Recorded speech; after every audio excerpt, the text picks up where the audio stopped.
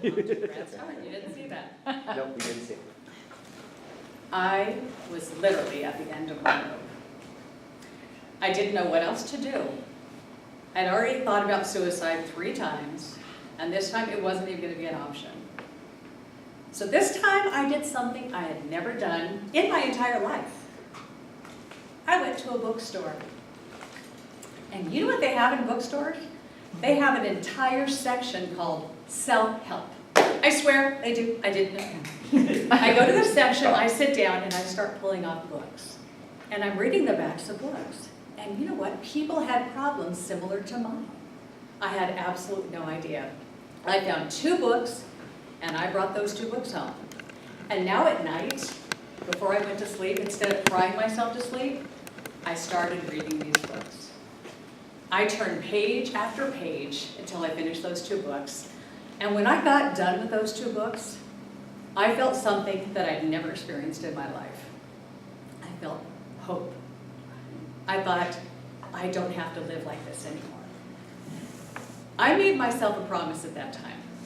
I said, the next time my husband says to me, whatever I do, we're getting a divorce, I was going to leave. How did I get to be such a hot mess?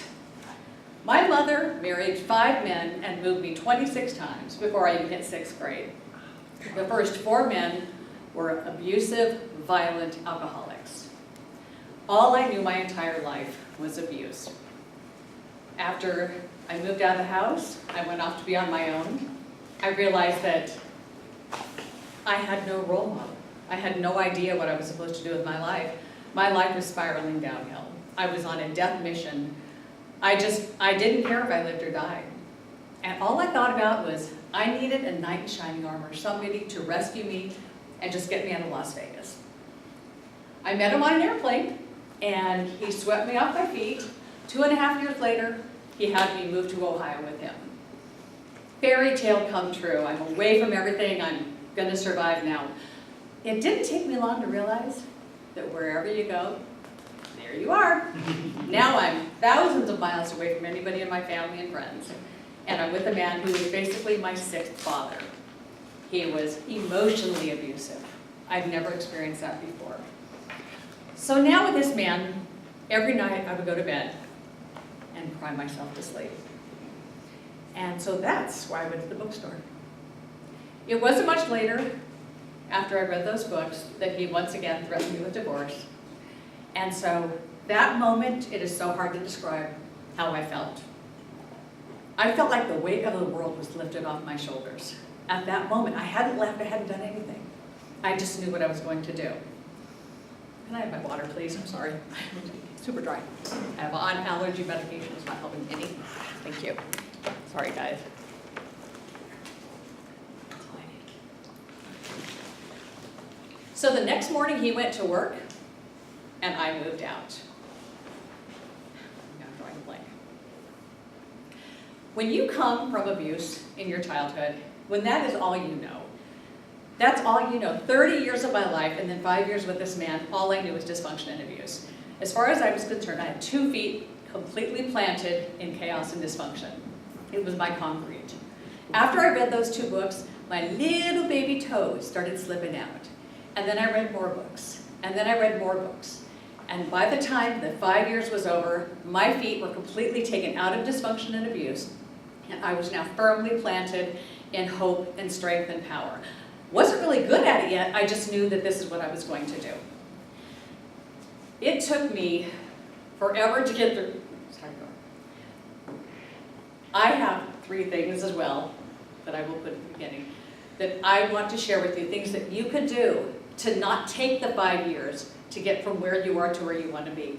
You don't have to be in any level of abuse or violence. You can change your life. And so these 3 things, they are really simple. You're not going to believe that because they sound terrible and most people couldn't do them, and it took me 5 years to do it. The first thing you need to do, if you are believing you are a victim, if you came from a story, a childhood like mine, and you're holding on to that story, you're living that, woe is me, I am a victim, all this happened to me, the first thing you have to do is going to be the hardest. You have to decide to give up that story. you have to let it go. You can no longer hold on to that story and say, woe is me, all the world is happening to me because of what happened to me as a child.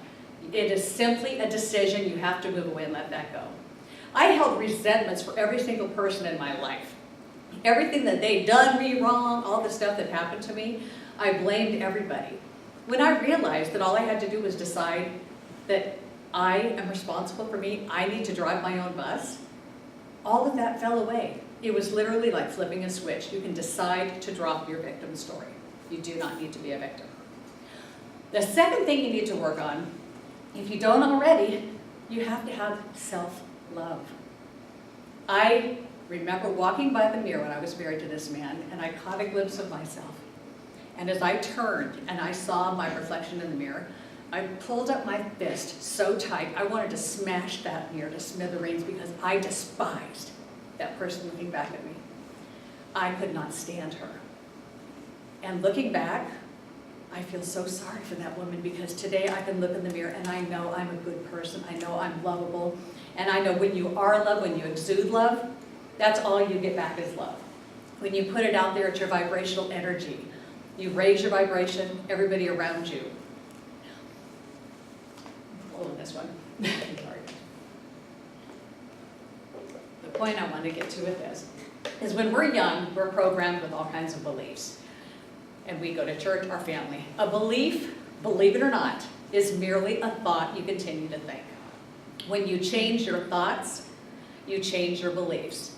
If you don't see yourself as a lovable person, you look in the mirror and you're like, well, I don't know. You could start out by saying, what if I was a lovable person? What if I had a great soul? You start by doing that. You put little sticky notes all around your house with positive affirmations. And you start looking at these, your screensavers, and you start reading these every day, you will start to believe it. It will be your new programming, your new belief system is going to be that of positive affirmations. Just believe in yourself and know that you are a great person. The third step you can take, the third little miracle that you can do to change your life forever, no matter where you are, is we all have our gut instinct. You know this area right here that you're going to break up with somebody or a job you don't like, and you just that gut feeling. Does everybody, like, it doesn't feel good? We've all had that. When you have that feeling, it's because you are not in alignment with yourself. Your emotions and your actions are not in alignment with what you want to be doing. We do so much because other people want us to do it or we get their influence. You're so torn, you want to do this, but they say I should do that. So you're so torn on what to do. You go inside, listen to you, listen to your gut, only your gut. And if you follow that every single time, you're going to be in alignment with yourself 100% of the way, and you will be a completely happy person. These are three very simple little things. It took me 5 years to get there because I took the long road and I had no idea how to get there. All you need to do is, if you are a victim, you're carrying a victim story, stop it. Decide to no longer be a victim. Say, I'm not a victim. I will not live that way anymore. Know you're lovable. Look in the mirror and start to love yourself, because when you start to love yourself, everybody around you will change. Relationships that don't serve you will fall away, and new ones will come to you because of where you're at with your vibrational level. And again, if you follow your gut instinct 100% of the time, you're going to do what's right for you. These are just three little tricks that you can use to implement in your life. And guys, I'm going to call it because I really don't have the rest.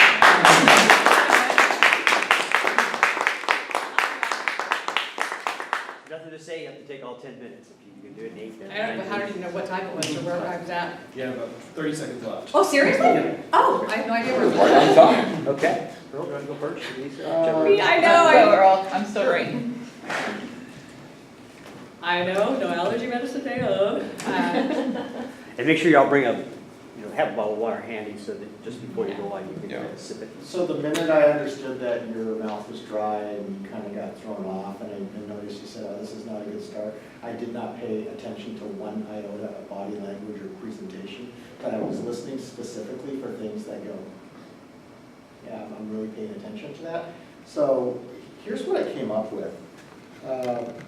The power of self-love was something that you said, and that I think is a great title for a program. It could be a powerful keynote, it could be the title of a book. I really thought that was great. And you know, a workshop or a course, a model to fast-track transformation. This was 35 years of unbelievable into a 5-year journey that doesn't have to take you 5 years. I think there's huge value in this, and 7.3 billion people in the world. Can we all agree that we are our own worst critic? Mm-hmm. Can we agree that the one person that is holding us back from realizing our potential is ourselves? And because that is just human nature and that is who we are, because your story of abuse and negative self-worth and all of the stuff that you come from, I think there's a huge potential for an audience. And specifically with your message and what you're doing, I would encourage you from a business model perspective, which is why we're all here today, be thinking about a lot of people and building a tribe and building a community. And I would think about a subscription model, and I would be thinking about little doses of awesome that you can drip out on a consistent basis. I think you're onto something. Thank you.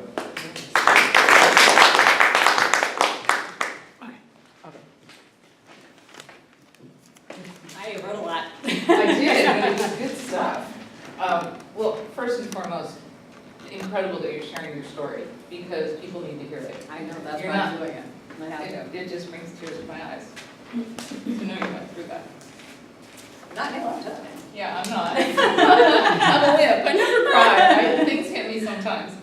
I couldn't. I'm trying to figure out what order I wanted to hear your message in, because there were so many powerful moments. So I just started writing, and one of the things that I thought of as your theme for you to come back around to is alignment. Because you said that word a lot, you were out of alignment, you weren't congruent, and so one of the things I wrote down was, have you ever gone to a chiropractor and gotten adjusted? They do one thing, they do another, and then all of a sudden you're in alignment. My life was not in alignment, I was a hot mess. Like that's just what popped up as a start. I loved that you said, more importantly, how do I love myself? Like working that in there, I really liked that. I really liked your beginning, and I don't know that it truly fits, but I think it was funny. What I'd like to see you do is, you said, I went to a bookstore. Do you know what they have in books? And then you went into a whole department about self-help. I wanted you to say, books! Yeah. We have books! I wanted you to bring some humor into it, because it's such a heavy topic. Right. I wrote this down because I thought it fit. I don't know how you can use it yet, but it just talked to me. Change your thoughts, change your beliefs. Align your thoughts, align your beliefs, and make your life congruent. I like it. So I don't know how to fit it in, but it works into your message. So great job. Thank you. Made me proud. Excellent.